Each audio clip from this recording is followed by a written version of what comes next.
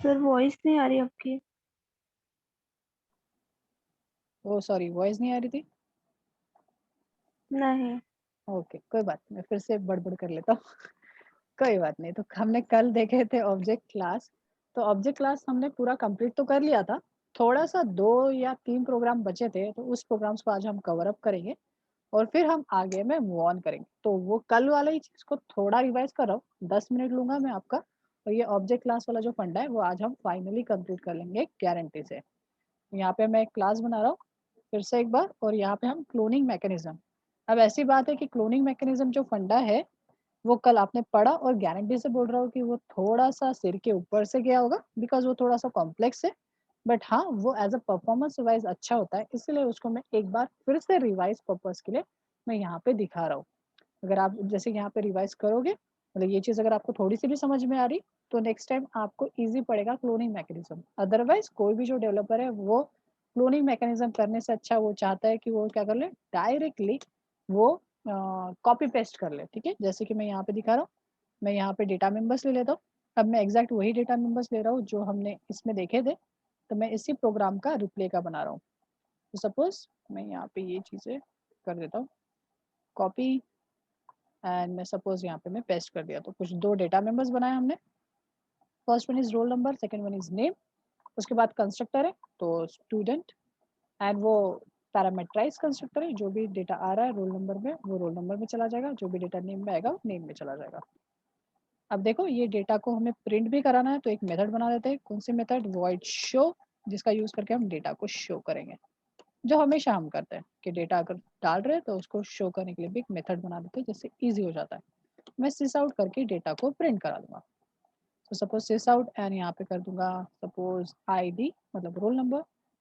So roll, and concat करके roll number को भी प्रिंट करा देते हैं, and plus double quotes and name, and यहाँ पे हम नेम को भी प्रिंट करा लेंगे। और फिर चेक करेंगे कि हाँ, सच में दोनों चीज़ें जो है वो सिमिलर है या नहीं है, दोनों ऑब्जेक्ट में। तो ये मैंने कर दिया। यहाँ पे न्यू लाइन कर देता हूँ, वो नीचे के लाइन में आए। Okay, save. अब मुझे इन चीज़ों में डेटा डालना है और डेटा को रिट्रीव करना है, तो मुझे डेटा डालना है और डेटा रिट्रीव करना है, तो मुझे क्या करना पड़ेगा? ऑब्जेक्ट बनाना पड़ेगा, ऑफ कोर्स, है ना? तो मैं यहाँ पे स्टूडेंट क्लास का ऑब्जेक्ट बना देता हूँ। ये वही चीज़ है, मैं कुछ नया नहीं पढ़ा रहा हूँ, ये ओल्ड चीज़ है। अब मैं क्या करूँगा? स्टूडेंट क्लास का कंस्ट्रक्टर कॉल करूँगा और यहाँ पे मैं डेटा डालूँगा। सपोज़ 101, एंड सेकंड है नाम, जो कि स्ट्रिंग टाइप का है, तो यहाँ पे मैं डाल देता हूँ सपोज़ गीता। सो मैंने एक स्टूडेंट बना लिया। अब मैं चाहता हूँ सेकंड स्टूडेंट बनाऊँ, और सेकंड स्टूडेंट में भी data as it is same चाहिए मुझे जो S1 में है। तो S1 में डेटा क्या है? 101 गीता। मुझे चाहिए S2, मैं स्टूडेंट क्या करूँगा? स्टूडेंट S2, एंड मैं चाहता हूँ सेम डेटा S2 में भी रहे, तो मुझे क्या करना पड़ेगा? ऐसा कॉपी करना पड़ेगा और ऐसा पेस्ट करना पड़ेगा। तो क्या हो गया?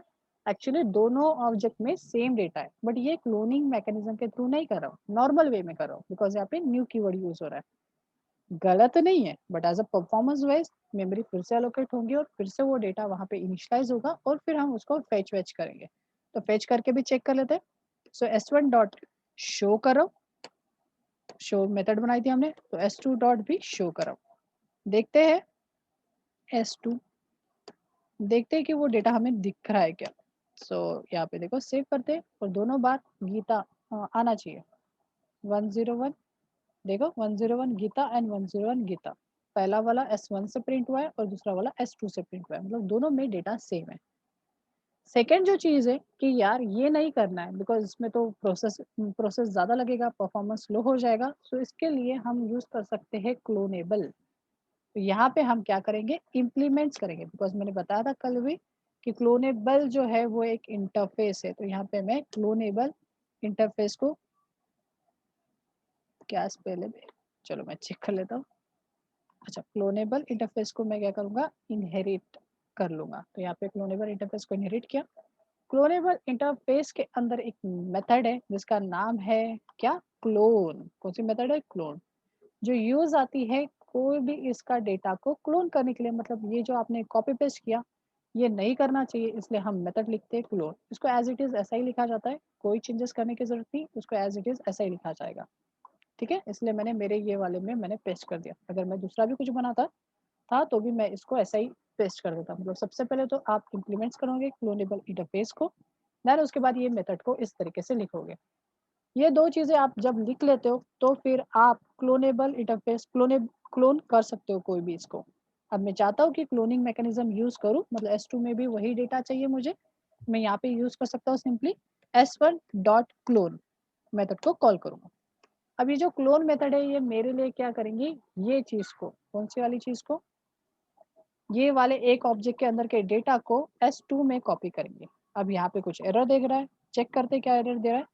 वो बोल रहा है mismatch can not convert object type into student, because जो क्लोन है वो रिटर्न करती है ऑब्जेक्ट टाइप में। पर मेरा जो S2 है वो किस टाइप में है? S2 तो स्टूडेंट टाइप में है, तो मुझे लगाना पड़ेगा टाइप कास्टिंग। यहाँ पे मैं कैसे लिखूंगा? स्टूडेंट। हमने ये चीज़ पढ़े हैं। अगर पेरेंट क्लास को ऑब्जेक्ट चाइल्ड क्लास में रहना चाहता है तो मुझे लगाना पड़ता है टाइप कास्टिंग। अब मैंने टाइप कास्टिंग में लगा दिया, स्टिल वो एरर दे रहा है। तो क्या बोल रहा है कि यार आपने ऊपर में एक एक्सेप्शन को थ्रो किया है, क्लोनेबल नॉट सपोर्टेड। अब यहाँ पे भी वो एरर दे रहा है, तो आप एक काम कर सकते हो, इसको भी आप यहाँ से थ्रो कर दो। अगर आप यहाँ पे थ्रो कर देते हो तो एरर्स हट जाते हैं। आप सेव करते और चेक करते कि सेम आउटपुट आ रहा है क्या, मतलब कॉपी पेस्ट से हमने जो किया था और इसमें जो किया था वो चीज़ सेम आ रही है क्या। एंड आप देखोगे अभी दोनों केसेस में ये चीज़ सेम है। तो आपके ऊपर है कि आपको कॉपी पेस्ट चलता है या फिर क्लोनिंग। अगर मैं प्रोग्रामर वाइज बताऊँ, डेवलपर वाइज या फिर सॉफ्टवेयर वाइज, तो क्लोनिंग मैकेनिज्म अच्छा है, बिकॉज ये परफॉर्मेंस ज़्यादा देता है, लाइन ऑफ कोड बढ़ता है। प्रोग्रामर वाइज बोलूँ, अगर डेवलपर वाइज बोलूँ तो डेवलपर का थोड़ा कोड बढ़ जाता है, कॉम्प्लेक्सिटी थोड़ी बढ़ जाती है। But as a performance wise ये चीज़ अच्छी है एज कम्पेयर टू पीछे वाला। देखो अगर मुझे और एक ऑब्जेक्ट बनाना है तो मुझे सिंपली सिर्फ क्या करना पड़ेगा, S3 इक्वल्स टू सेम फंडा। ये सम फंडे को मैं क्या करूँगा, नीचे में कर दूंगा। अब इसमें याद रखना कि ये जो डेटा है मैं मैन्युअली किसी को अटैच नहीं कर रहा हूँ, तो डेटा जो है वो ऑटोमेटिकली जो पहले से सेव्ड है उसका रेफरेंस मुझे यहाँ पे मिल जाएगा। सेव कर दिया और यहाँ पे देखो ऑटोमेटिकली तीनों में डेटा सेम है। So this is called as cloning mechanism. ठीक है, तो ये है क्लोनिंग। अब ये क्लोनिंग वाला खत्म हो गया, मतलब ऑब्जेक्ट क्लास का मोस्ट ऑफ चीज खत्म हो गई। 2 क्वेश्चन है जिसको डायरेक्टली मैं ओपन करके दिखाऊंगा और एक्सपेक्ट करूंगा कि आप आंसर दो। अगर नहीं देना हुआ तो मैं आपको आंसर बता दूंगा। तो चलो, सबसे पहला है ये, तो आपके स्क्रीन पे दिख रहा होगा। तो एक काम करता है, इसको जूम कर लो आप, थोड़ा सा जूम में थोड़ा जूम कर लो और चेक करो और बताओ आउटपुट क्या आएगा। गेस करो।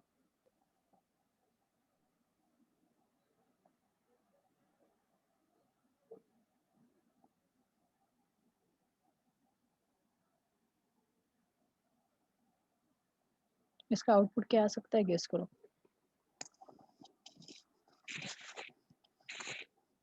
50 मतलब बिफोर चेंज ओके, तो 50। आपका बोलना है यहाँ पे आएगा 50।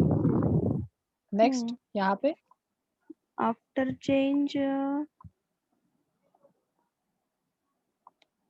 6 नहीं 600। 600। चलो, अभी मैं आपको आंसर बता देता हूँ, कोई इशू नहीं है, अभी हम उसको चेक करेंगे। सबसे पहले चेक करने का तरीका, आप मेन मेथड को ढूंढोगे। मेन मेथड के अंदर दिख रहा है कि वो कोई किसी चीज का ऑब्जेक्ट बना रहा है, तो ऑपरेशन करके कोई क्लास है, जैसे हमें दिख रही है, उस क्लास का वो ऑब्जेक्ट बना रहा है ओपी। तो ओपी क्या है, ऑपरेशन क्लास का ऑब्जेक्ट, और ऑपरेशन क्लास यहाँ पे डिक्लेयर्ड है। फिर हमने क्या किया, system dot out dot print before changes वो कर रहा है ओपी डॉट डेटा। ओपी के अंदर एक डेटा मेंबर है जिसका नाम ही है डेटा। डेटा के अंदर है 50, तो यहाँ पे प्रिंट होगा 50। करेक्ट है आंसर प्रियंका। नेक्स्ट हमें दिख रहा है ओपी। ओपी क्या है, ऑपरेशन क्लास का ऑब्जेक्ट, और उसके अंदर है हमारी एक मेथड चेंज। देखते हैं हम यहाँ पे, तो यहाँ पे मुझे दिख रहा है चेंज। ये 15 डाला इस डेटा में। ठीक है, ये डेटा और ये डेटा डिफरेंट है, आपको समझने के लिए मैं यहाँ पे ड्रॉ करके दिखा रहा हूँ। याद रखना कि लोकल वेरिएबल जो रहते हैं वो डिफरेंट है, तो यहाँ पे मैं लोकल वेरिएबल एक क्रिएट कर दे रहा हूँ। ओके, और कलर चेंज करके मैं ग्लोबल वेरिएबल, मतलब ये वाले को भी क्रिएट कर दे रहा हूँ। हाँ, अभी हम समझते हैं दोनों का नाम जो है वो सेम है, कोई इशू नहीं। यहाँ पे मैं नाम भी डाल देता हूँ। तो this is data and this is also data. पर याद रखना नीचे वाला डेटा जो है वो लोकल वेरिएबल है, बिकॉज वो फंक्शन के अंदर डिक्लेयर्ड है। ये फंक्शन के अंदर डिक्लेयर्ड है और ये क्लास के अंदर डिक्लेयर्ड है। ओके, तो जो क्लास के अंदर डिक्लेयर्ड है उसके अंदर डेटा क्या है, तो उसके अंदर है 50, तो मैंने लिख दिया 50। ओके, अभी इसके अंदर क्या डेटा आया, तो मुझे यहाँ से दिख रहा है कि 500 हमने ऐड किया है किसके अंदर, इस डेटा के अंदर, तो मैं इसके अंदर डाल देता हूँ 500 500, तो यहाँ पे आ गया 500। ओके, देन हमने क्या किया, डेटा इक्वल्स टू डेटा। अब ये समझने की बात है कि यार ये यहाँ पे ये जो डेटा है वो कौन सा वाला है, ये वाला है कि ये वाला है।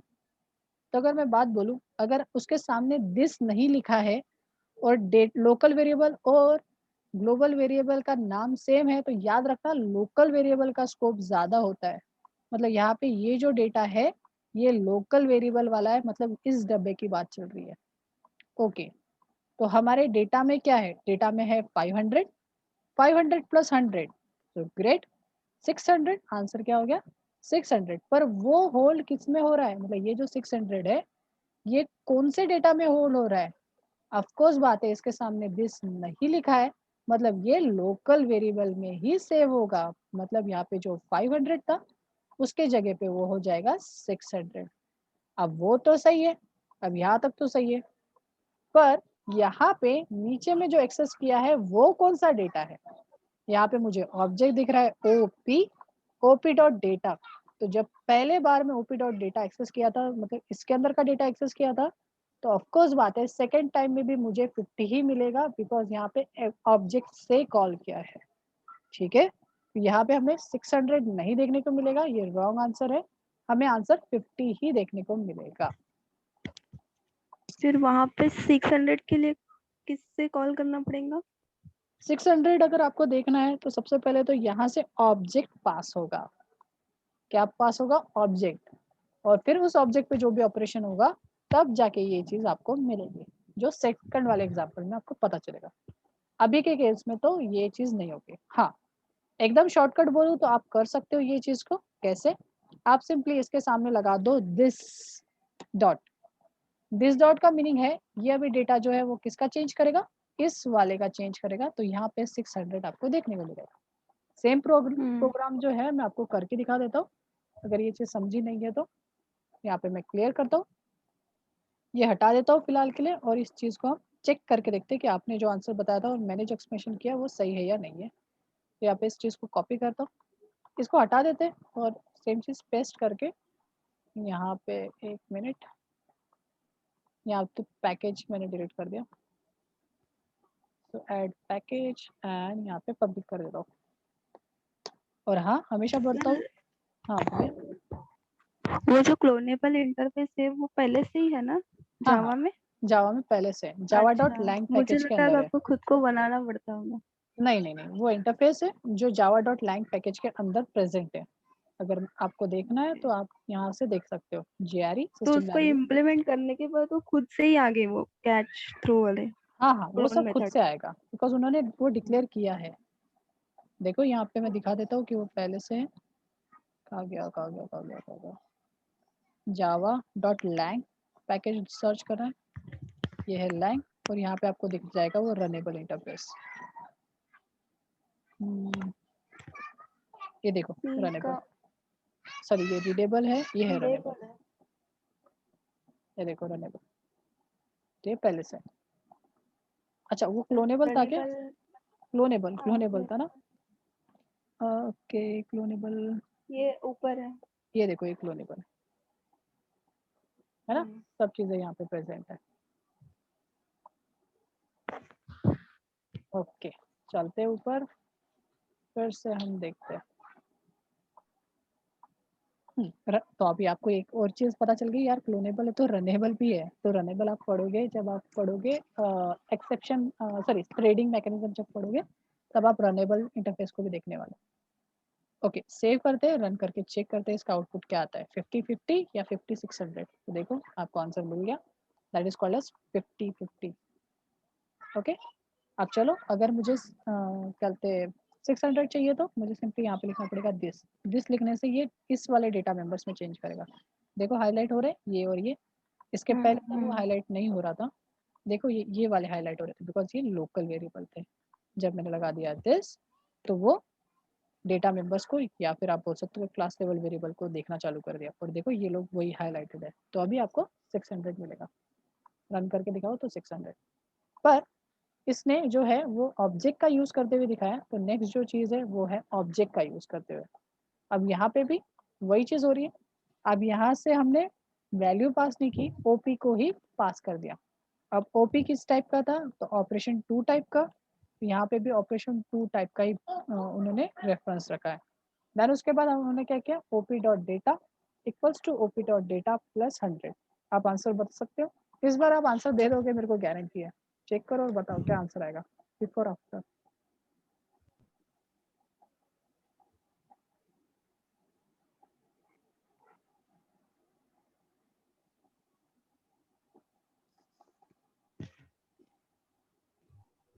सर आप ही बताओ। ओके, कोई इशू नहीं, जमा नहीं।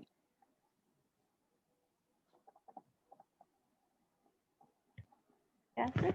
ये चीज समझी नहीं। समझी। ठीक है, चलो कोई इशू नहीं, मैं आपको बताऊँ। बॉक्स बॉक्स करके बता दो एक बार। ठीक है, बॉक्स बॉक्स करके बता लेते हैं। तो यहाँ पे मैंने एक बॉक्स बना दिया जो कि आपका डेटा वाला है, तो उसको नाम दे देते हैं डेटा, जो कि एक क्लास लेवल का है। Next one is called as operation, मतलब यहाँ पे अभी एक ऑब्जेक्ट बन रहा है। तो ऑफकोर्स बात है, ऑब्जेक्ट के वक्त हम सर्कल लेते हैं। तो ये पे आ गया सर्कल। ओके, हाँ। अब यहाँ पे हम ऑब्जेक्ट के अंदर एक ही डेटा मेंबर है, तो सर्कल के अंदर एक ही डेटा मेंबर रहेगा, ये वाला। ठीक है, ओके। अब चलते हैं नीचे। नीचे जाके हम चेक करते हैं कि क्या हो रहा है यहाँ पे। अच्छा हाँ, डेटा भी डाल देते हैं। अब ऊपर में जो डेटा था वो 50 था, तो ऑफकोर्स बात है 50। अब नीचे से किया operation equals to operation system dot out dot print OP dot data, मतलब इनडायरेक्टली ये किसको कॉल कर रहा है, इस वाले को। तो यहाँ पे हमें मिलेगा 50, तो यहाँ प्रिंट होगा 50। सेकंड, यहाँ पे हमें डाल रहा है ऑब्जेक्ट, मतलब ये वाला जो ऑब्जेक्ट है वो यहाँ पे पास किया जा रहा है। हमारे इस ऑब्जेक्ट में क्या डेटा था, डेटा था 50। 50। तो यहाँ पे भी क्या कौन सा डेटा आ जाएगा, 50, राइट। 50। हाँ, यस। अब वो चेक कर रहा है, क्या कर रहा है, OP dot 50, OP dot data मतलब क्या है 50 प्लस 100। 50 प्लस क्या आ जाएगा 100, तो क्या हो गया 150 इनडायरेक्टली। सेव कहाँ पे कर रहा है, ओपी डॉट डेटा में, मतलब यहीं पे हो जाएगा 150। अगर हम प्रिंट कराएंगे तो हमें क्या मिलेगा 150। तो इस टाइम हमें जो मिलेगा वो मिलेगा 150। समझा। इस चीज को भी मैं हाँ। चेक करा देता हूँ। एक मिनट, कोई डोर ठकठका रहा, मैं एक मिनट खोलता हूँ दरवाजा। एक मिनट। हाँ हेलो।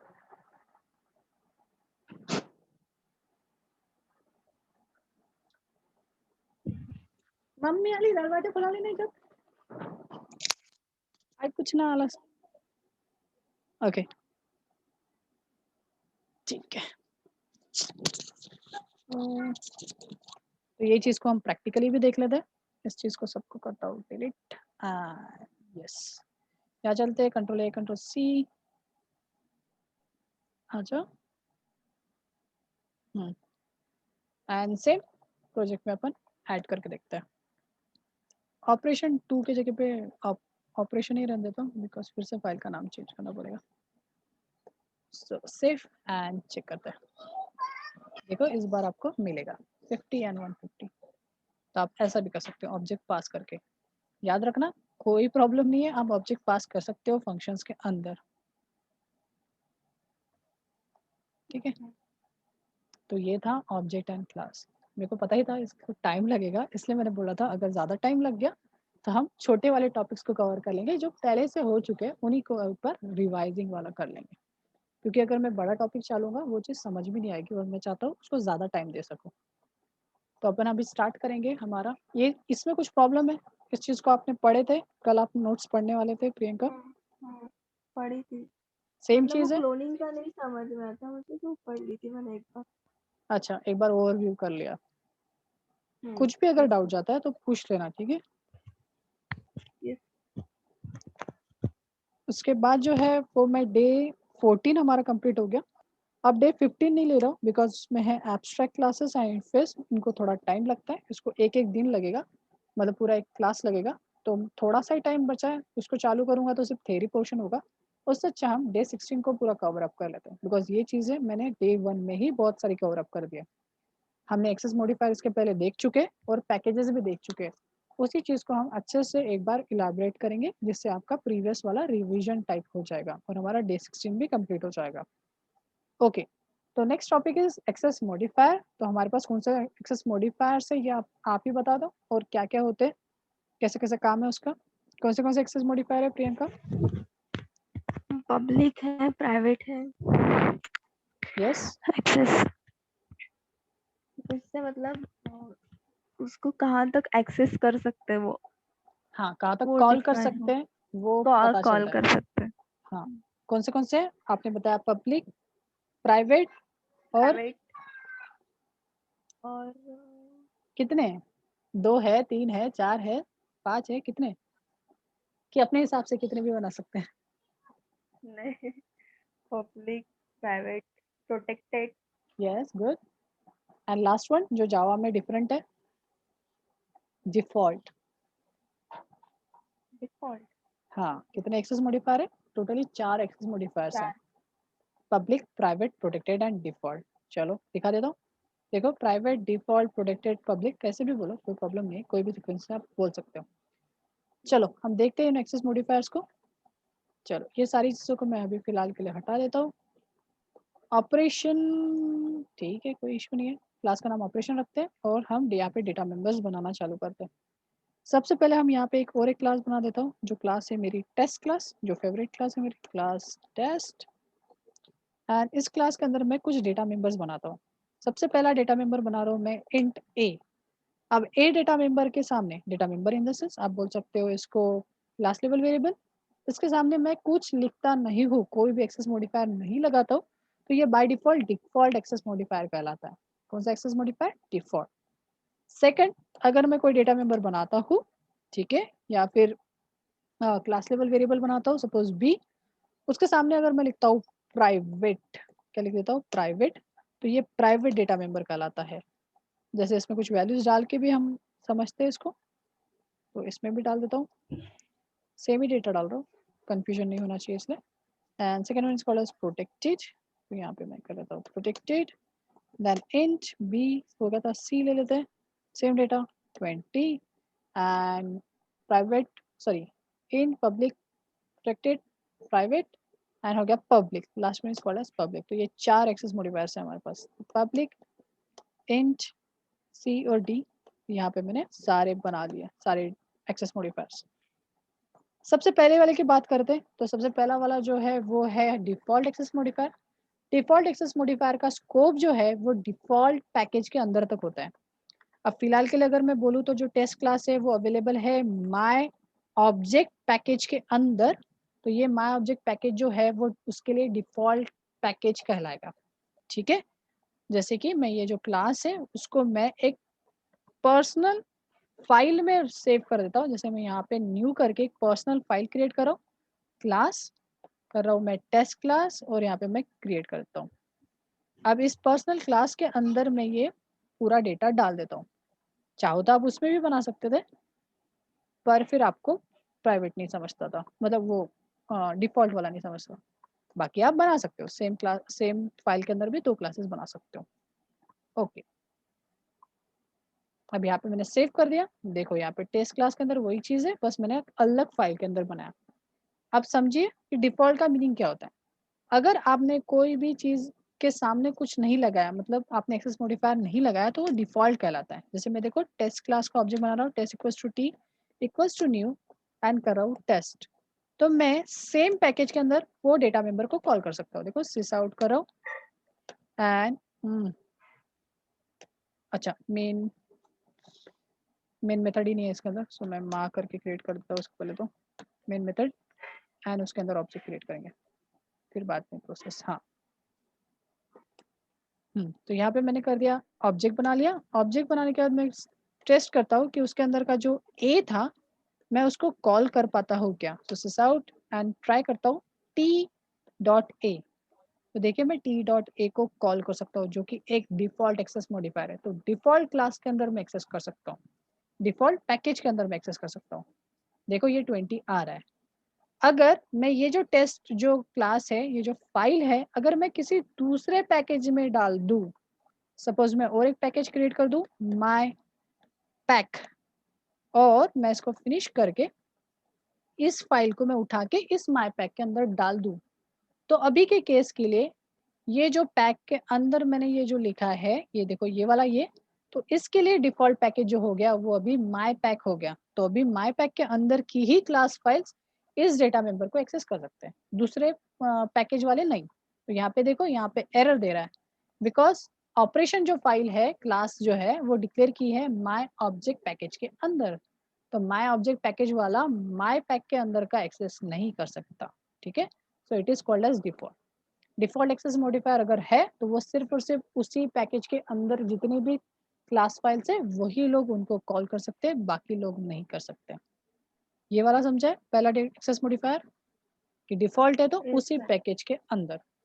नेक्स्ट होता है प्राइवेट। प्राइवेट बहुत खतरनाक चीज है। प्राइवेट का मीनिंग है अगर आप सेम पैकेज के अंदर भी रखते हो, कोई इशू नहीं, आप सेम पैकेज के अंदर हो तो यार डिफॉल्ट तो एक्सेस हो जाएगा, डिफॉल्ट वाला, पर प्राइवेट वाला एक्सेस नहीं होता।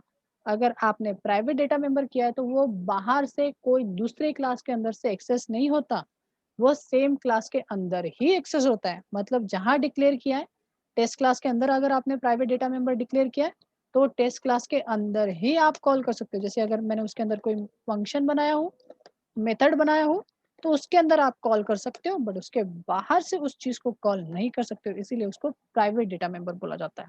हाँ, मैं माई फन को बाहर से कॉल कर सकता हूँ, तो मैं कुछ इस तरीके से कर सकता हूँ, T dot my fun, because my fun के सामने मैंने कुछ भी नहीं लगाया, तो बाय डिफॉल्ट वो default package, default access modifier यहाँ पे लगा है, और वो डिफॉल्ट पैकेज के अंदर ही होने की वजह से मैं उसको एक्सेस कर सकता हूँ। बट ये जो बी है वो प्राइवेट है, तो उसको क्लास के बाहर से मैं एक्सेस नहीं कर सकता। ये सिर्फ क्लास की कर्ली बेसिस के अंदर से मैं कहीं से भी एक्सेस कर सकता हूँ, बट क्लास के बाहर में एक्सेस नहीं कर सकता। तो ये second type of access modifiers है।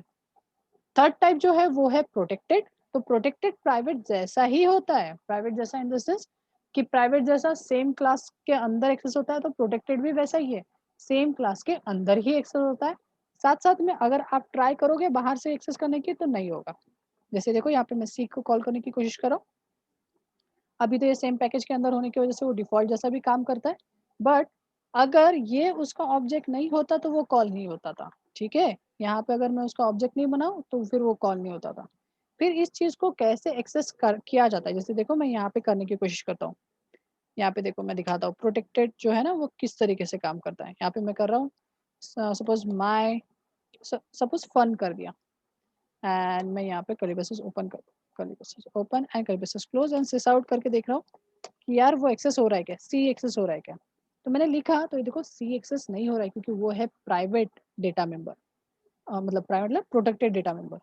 Protected data member same class के अंदर और उसकी चाइल्ड क्लास के अंदर एक्सेस होते हैं, बट उसके लिए आप एक्सटेंडेड होना चाहिए और सिर्फ चाइल्ड क्लास के अंदर। तो यहाँ पे अगर टेस्ट क्लास एक्सटेंडेड है तो वो जाके आप इन डेटा मेंबर्स को कॉल कर सकते हो। हाँ, प्राइवेट को नहीं कर सकते हो। अगर आप प्राइवेट को कॉल करने की कोशिश करोगे तो वो एरर देगा, बिकॉज ये प्राइवेट है, नॉट विजिबल। बट हाँ, सी करेगा, क्योंकि सी प्राइवेट जैसा भी काम करता है और साथ साथ में प्रोटेक्टेड जैसा भी काम करता है।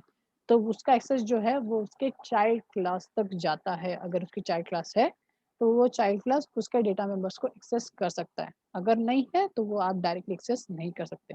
अगर मैं ये चीज हटा दूं तो नहीं होगा, ओके। बट अगर है उसका चाइल्ड क्लास तो आप एक्सेस कर सकते हो। तो वो है प्राइवेट जैसा ही, पर एक प्लस वन है कि आप चाइल्ड क्लास के अंदर भी एक्सेस कर सकते हो। Last one is called as public. तो हाँ यार, पब्लिक तो पब्लिक है, कोई भी एक्सेस कर सकता है, कोई इशू नहीं है। इसको आप क्लास के अंदर, कोई दूसरे क्लास के अंदर, सब इधर सब, मतलब वो एकदम पब्लिक है। इसको आप कहीं पे भी यूज कर सकते हो, कोई भी पैकेज के अंदर। आप पैकेज भी चेंज कर लोगे तो भी कोई इशू नहीं, सब इधर वो एक्सेस होता है, नो इशू। इसको आप कितना भी कुछ चेंज कर लो, इससे कुछ नहीं, बस आपका ऑब्जेक्ट बनना चाहिए और आप उसको कॉल करो तो वो आपका कॉल हो जाएगा। अब यहाँ पे अच्छा डी था, ए नहीं था, डी था। यहाँ पे अगर मैं डी को कॉल करूँ तो वो एक्सेस हो जाएगा, उसका कोई इशू नहीं है, उसको कोई लेना देना नहीं। तो ठीक है। So there are 4 type of access modifier in Java. First one is in sorry, default. First one is default, second one is private, third one is protected, and fourth one is public. अगर आप public access modifier करते हो तो सभी classes में, सभी package के अंदर सब इधर एक्सेस मिलेगा। अगर आप प्रोटेक्टेड करते हो तो same class and child class में एक्सेस जाएगा। अगर आप प्राइवेट यूज़ करते हो तो सिर्फ और सिर्फ सेम क्लास के अंदर एक्सेस जाएगा। अगर आप डिफ़ॉल्ट यूज़ करते हो तो सिर्फ सेम पैकेज के अंदर जितनी भी क्लासेस है, वो चाइल्ड हो, ना हो, सब में एक्सेस जाएगा। So this is called as access modifier. ये बताते हैं कि कौन से और डेटा मेंबर्स या फिर फंक्शंस कहाँ तक हम एक्सेस कर सकते हैं। भले ही हम कितनी भी ऑब्जेक्ट बना लो, अगर वो प्राइवेट है तो वो एक्सेस नहीं होगा, पब्लिक है तो एक्सेस होगा। अगर डिफ़ॉल्ट है तो उसी पैकेज में होगा और प्रोटेक्टेड है तो सेम क्लास में और उसके चाइल्ड क्लास तक ही एक्सेस होगा। ये बस इतना ही है। इसमें कोई इश्यू होगा तो मेरे को पूछ लो, है अपने पास टाइम, 4 मिनट का टाइम है अभी, 3 मिनट्स का टाइम है, तो आपको अगर कोई क्वेश्चन होंगे इसके रिगार्डिंग तो आप मेरे को पूछ सकते हो। समझा है प्रियंका? Yes sir. इससे रिलेटेड ये क्वेश्चंस है वो आप ट्राई करके देखना, ये बहुत सिंपल है, जो चीज़ मैंने पढ़ाया है वही चीज़ है। इसका थ्योरी पढ़ के रखना बिकॉज़ इंटरव्यू में यही चीज़ पूछी जाती है और वो चीज़ लोग गलत आंसर देते हैं। तो यहाँ पे देखो ईज़ीएस्ट वे में ये अगर आपने इतना टेबल भी याद रख लिया तो भी हो जाएगा। देखो प्राइवेट जो है वो कहाँ का एक्सेस होता है? With in a class, yes, सिर्फ क्लास के अंदर होता है। विद इन अ पैकेज, नहीं, पैकेज के अंदर रहा तो क्या लेना देना, वो सिर्फ उसी क्लास के अंदर। देखो आउटसाइड पैकेज भी नहीं होता और आउटसाइड ऑफ पैकेज भी नहीं होता, सब पैकेज में भी नहीं और आउटसाइड द पैकेज भी नहीं। डिफ़ॉल्ट, यस, आप विद इन अ क्लास कर सकते हो, विद इन अ पैकेज भी कर सकते हो, आउटसाइड नहीं कर सकते, दूसरे पैकेज में नहीं एक्सेस कर सकते हो और सब पैकेज क्या, दूसरे पैकेज में भी नहीं कर सकते। ये सब पैकेज के लिए और दूसरे पैकेज के लिए।